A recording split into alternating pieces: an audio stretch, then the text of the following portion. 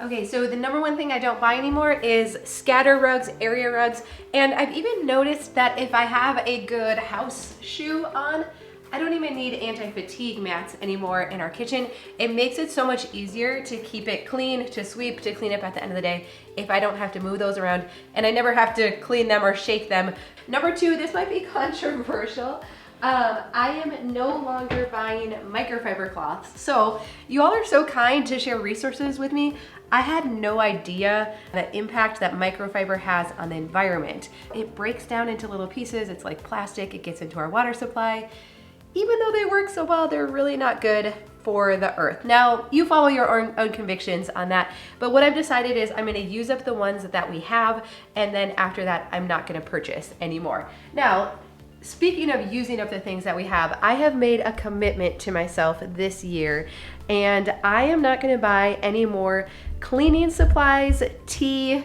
I have a whole list here, let's see. Cleaning supplies, tea, makeup, hair products, shampoo, conditioner, candles, until I have used up everything in our home that we have. So what's so nice about my organization down here under the sink is that everything fits right now. But sometimes I'm tempted to buy new cleaning products because, well, I don't know, influencers make it look like they work really well. Do you know what has helped my kitchen? Do you know what has been like the miracle product for my kitchen and for my bathrooms? Just cleaning more consistently. I find that when I clean on a regular basis that I don't need fancy cleaning products or those like miracle products that they sell. Now, I was never one to keep up on cleaning. So I say that as a person who never could stay up on cleaning. Do you know what has made it possible so that I can stay up on cleaning? Highly simplifying and decluttering my house. And when I'm bringing in more of these products, that is working against me. It's like this vicious cycle, right? My house is cluttered, I don't clean, and then I need those like really hardcore cleaning products, right? And so we keep this stuff out, and then I don't need the fancy cleaning products. And then also in regards to the kitchen, things I don't buy are those just any kind of like gimmick gadget, things that only do one thing. I found that like I would buy like those fancy choppers or a mandolin or things, and I never used it because they were such a pain to clean. So you might find that you have single-use gadgets or even appliances in your kitchen that you don't use for their intended purpose because they are too much work to clean.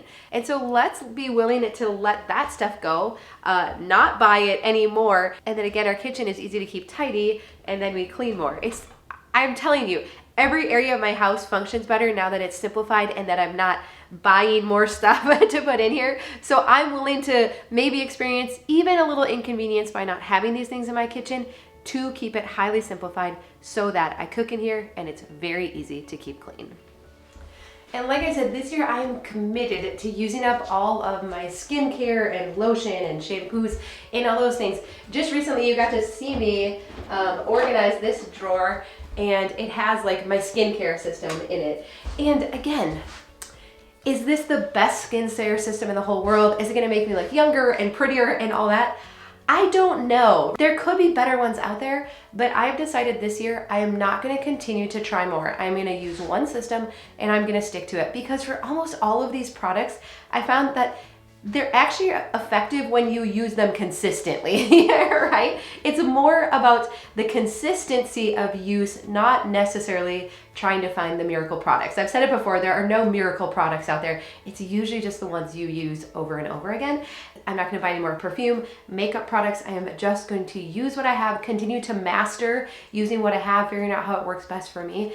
And when I see influencers that are saying like, oh my goodness, you have to have this is the best ever, I am just like putting the blinders on.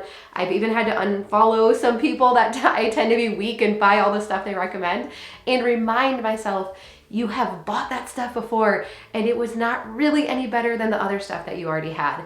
It makes my life easier. Actually learning new products and all of that, finding a place to store it and keep it, it just takes time and energy, and I don't want to put that time and energy in right now. So using up what we have, not buying more stuff.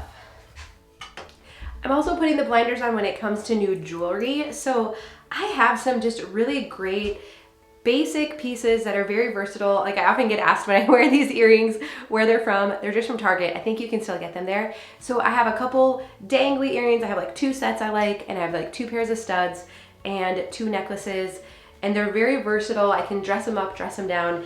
And like I had gotten I was just going through my drawer.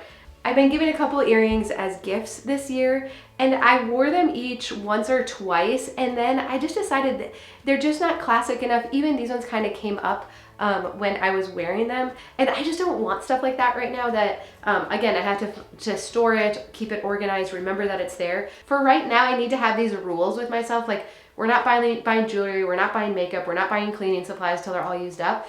And it just, like, that works really well for me, and it makes my life so much easier, and I don't have all of the clutter creep coming into our house right now. Now, I want to remind you that we've been living as minimalists for over 8 years now. So if any of this seems like odd or extreme, I'm kind of past the point of caring what other people think, whether they come into my house and they're like, why doesn't she have end tables? Or, you know, just some of the stuff we're expected to have. I've gotten really good at looking around my house and figuring out what annoys me, like scatter rugs or throw rugs, whatever you call those, and what things add value to my life. So I had been testing out like different end tables for this sofa. Finally just decided that I actually like it without anything. I like the space around the end of the couch, and it's so much easier to sweep the floors and take care of this area when there's no tables. There's also no flat surfaces to collect stuff. So I don't buy furniture that is a flat surface now. I know myself. Flat surfaces collect clutter. It does not matter if it's a coffee table, end table, dining room table, desk, anything. They collect clutter. So I've just decided I don't want to have that. And every once in a while someone's sitting on the couch with a drink and they don't have somewhere to set it, and I'm just okay with that because 98% of the time it's so awesome not having those here. I also don't really get home decor anymore, and I used to really enjoy decorating, but I found that it was fun in the moment when I would decorate and put new stuff on, but it didn't ultimately satisfy. I just found that I had to continually be changing it with the different trends and the seasons. And so now I prefer just to have some classic pieces. I'll still switch them around once in a while, but I really don't get new stuff season to season or even necessarily year to year. Now, the exception, you've seen my throw pillows. I do like to update the throw pillows once in a while, but even that, now I'm kind of getting over it. And I'm just like, whatever. Everyone's been using them, sitting on them, squishing them, and it kind of is what it is at this point. And you will not find any fake plants in my house. One, because it's good to have living stuff for like the air quality and all that, but I've really enjoyed caring for living plants. Now, I've had to be careful not to go too far, not to have too many. So I have these two, and then the one on the shelves, my open shelves here, that's real. I know sometimes people are like, oh, I thought it was fake. It is real, and I have kept it alive for a couple years now, and that's how I feel pretty good about it. I've shown you this plant. I forget what the actual name is. They call it like a Chinese money plant, but do you see all the little guys growing down there? Like, that has just been so gratifying and so rewarding, and I actually want to propagate these so I can give this away because so many people think this plant is so cool, and I agree with that, right? Anyways, enough about plants. I also do like to get like living flowers and stuff. In Minnesota right now, you don't get a lot of living flowers. I like to plant them outside so I can bring them in, but Tom actually got these for me, which is nice. And every once in a while I'll grab a bouquet at Walmart too. I don't buy fancy flowers, but it's nice to have living things inside of our homes. Most of the stuff is dead, and there is just something about having living things in our home and tending to it that is very relaxing and good for us too. Okay, I don't love showing this area, but let's talk about kids' craft supplies and all of that stuff. I've seen many comments of parents who are like, how should we organize kids' craft supplies because they get so out of control? And I believe that we should have the right amount of craft supplies for our kids that they can help keep them organized. So if you are constantly having to pick up stuff on the floor, spend your precious time and energy keeping it all organized, I heard it said the other day, like, that's above my pay grade, right? I want to raise creative kids. Like, that is actually like one of my goals, but you don't have to have a lot of craft supplies or craft kits or all those things to do it. My kids mostly had cardboard, painter's tape, and markers, and the creations they came up with were phenomenal. Now, they still get gifts and they spend their own money on things, and this area gets a little out of control. We are gonna tackle it here this weekend, and so we'll get it back in shape. It won't take long at all, but if it has been a pain point for you, stop buying craft supplies and kits. They don't need them to be creative, and highly simplify them, and I think you're gonna enjoy your parenting and your motherhood so much more. And, you know, this is how it gets out of control for them. I know for myself, if I buy a lot of craft supplies for myself, I just don't have time anymore for it. And so I love to craft, but I know for this season right now, I have actually donated almost all of that stuff because I just didn't have time, and it caused me a lot of guilt. When I would see unfinished projects and I knew the money I had spent in it, I knew my intentions, who I was gonna give it to and all of that, it made me feel bad. And so I don't keep that stuff around. I do think in another season of life, I would love to do that again. So no sewing projects, no craft stuff, but I do express my creativity in other ways, like when I made the bundt cake recipe book and creating bundt cake recipes. That I didn't need a lot of stuff. I really just needed my stand mixer and my bundt cake pan, right? And I really enjoyed that. And then when I was done, I made sure to get rid of any extra stuff I had acquired, whether it was decorations or sprinkles or that kind of stuff. Along those same lines too, I love to DIY. I love doing house projects. You can still like see my wall over here that I stenciled. But again, I am in a season where we just don't have a lot of time and bandwidth for that. And those things make me feel guilty. So if I see an idea on Pinterest or Instagram or YouTube or something like that, I say that is a cool idea. It's not for me right now in this season. Did you know that reading fiction for just 6 minutes can reduce your stress level by up to 80%? It's a fantastic way to unwind. And so I don't buy new books anymore. So for fiction, I love to use my Kindle app on my phone. I know some are like, I have to hold a book. You get used to it pretty quickly. And actually I find the Kindle app easier to use than a regular book. And so for fiction books, I have no problem reading them on an e-reader. When it comes to books that I want to take notes on, I still like to get the physical book. I like to highlight it. I actually just watched a really fascinating video for nonfiction books and how to take notes and not lose your ideas. And so I'm gonna link down to that down below, because why do we get nonfiction books? Because of the ideas. Like, they can totally change our lives, right? They're so powerful. They're so awesome. But when we have too many books, we have this like FOMO, like, oh no, there's all these ideas in here that I'm not learning because I'm not reading them. So for me, I buy books used. And if I know it's a book I'm gonna wanna mark up and take notes in, I buy them used, but I have to limit it. So I keep them on my wish list for a long time before I actually purchase. Like, I really try to keep all my books to fit in this basket because I get overwhelmed, I get stressed out, and then I don't read them and I don't go through them, right? But like I said, that video below to how to take notes on books is so good. So I will link to that if you're a nonfiction reader that likes to curate ideas. Okay, so a few other things. I don't get subscription boxes. Subscription boxes are awesome, aren't they? Like, it's like this, they curate like all these fun things, and then I just never used them. Now, I like a one-time subscription box. Like, I got one from Mercy House Global for my birthday, and it was beautiful, and I truly loved everything in it and used it, but I knew if that came month after month that I wouldn't use up all of that stuff. I also in the past always bought everything on clearance and on deep discount, and I've learned that especially when it comes to clothes, that stuff did not stand the test of time. So again, I've got really good at observing this stuff in my house, and I'm like, what lasts and what doesn't? Now, but here's what's interesting about that. I'm still not the type, I still don't invest a ton in my clothes because I feel like then I have to like keep it and wear it forever. So I'm still somewhere in the middle. I'll usually spend a little bit more on jeans, but then as far as like tops, like I'm still kind of middle of the road. But I always ask myself if it's on sale or clearance, like, would you pay full price for this? And if the answer is no, then I don't allow myself to get it. I have a video about how I don't impulse buy clothes anymore, and it has to be a for sure yes. So I'll link to that. And I've also learned for myself, I have to invest in good shoes now. I don't know, was it when we were younger we could buy like inexpensive shoes and they were cute and it didn't like kill our feet? But like, even I showed these earlier in the season, like my Dansko house shoes, I don't know. These were worth every penny. I think they were around $80. I wear them every day, multiple hours a day. And so I don't know about you, I can't buy cheap shoes anymore, but I do know too, like if you buy good ones, they usually last a really long time. So they are worth it. And I'd be curious for you too. Is that like just something that changes with age, or how does that work? Because honestly, if I could still wear cheap shoes, I would probably still buy cheap shoes. And then real quick, let's talk about like kid stuff, like toys. Again, this is something that I have really researched a lot, so I have a lot of passion about it, is learning how kids learn. How do they become creative? How can they play better independently? How can they get along with their siblings better?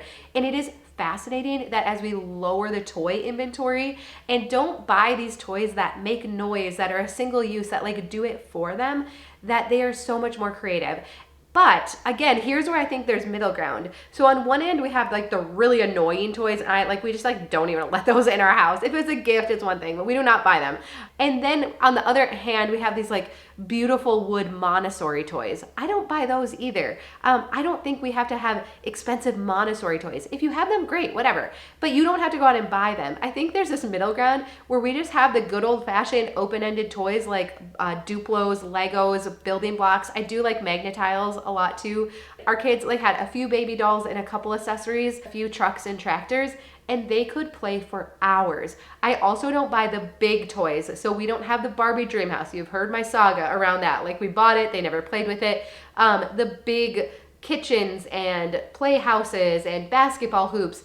If your child plays with it every day and they love it, keep it, of course. But if not, if it is just stuck in the corner of your living room and you're so tired of looking at it, you can let that stuff go. Kids are actually drawn to little things. Like, have you noticed that? Like micro machines and Matchbox cars and Polly Pockets. Again, whatever their age is, that it's appropriate, but we don't need big toys and a lot of toys to keep our kids occupied. They thrive in highly simplified environments. Again, I do have like an hour-long teaching webinar like around toys, how we simplified it, how we decided what to keep, what tactics to use with your kids if they're really attached to everything. So I can put a link to that down below as well. And then again, for kids stuff, like we don't buy new kids clothes. There are so many used kids clothes out there. Once in a while, we'll fill in a gap with something new, but it's so easy to come across secondhand kids clothes, and they're still fashionable and cute if that's important to you. Similarly with baby gear, you don't have to buy that new. You can borrow it from friends, test it out, see if it works with your baby, and then if you like it,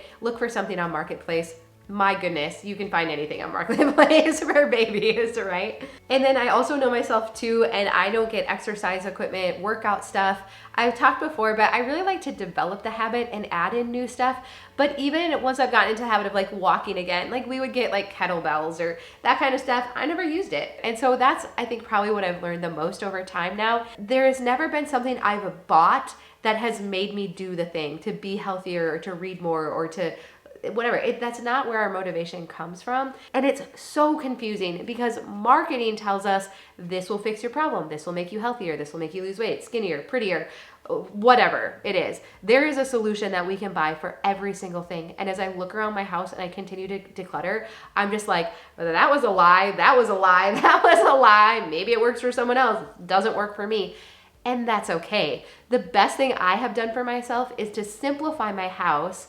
And now that I'm not managing so much stuff in my house, I can keep it more clean. And then all of a sudden I'm like, okay, maybe I could entertain some healthier habits this new year. Maybe I can think about reading fiction before bed instead of being drawn into my phone. Maybe I do have a little more space for some DIY projects or some other way to be creative. Or maybe I have more space to help other people. And that actually brings the most fulfillment and satisfaction and happiness of all. And I didn't have to buy a single thing, right? Here is complete permission. If you have bought some of this stuff and you're like, darn it, like I just thought that product was gonna be the end all be all, it's okay. Let's be willing to let it go. Recognize we all make mistakes. Marketing is so powerful. Influencers are so powerful. But recognize that, okay, it's not meeting that need in my life. It's not adding value. I am gonna let it go. It's gonna make it so I'm a much better consumer moving forward, and I am gonna feel so much better about myself too. And not to mention my bank account is going to thank me as well, right? So it just keeps getting easier and easier, and I'm guessing that you're finding that as well. All right, so like I said below, I'm gonna link to a few of those videos. I really like the clothing one. If you get drawn into clothing, that was me. I'm not a fashionista, you know, by any means, but I would walk by the clearance rack and I just couldn't help it. It seemed like I was being wise with my money when in fact I wasn't at all, right? So I'm gonna link to some of those videos that I mentioned, but I love you. I am so grateful for you and that you continue to watch our videos and share them. So thank you for that, but I hope that you have a great day, and I will definitely look forward to seeing you again soon.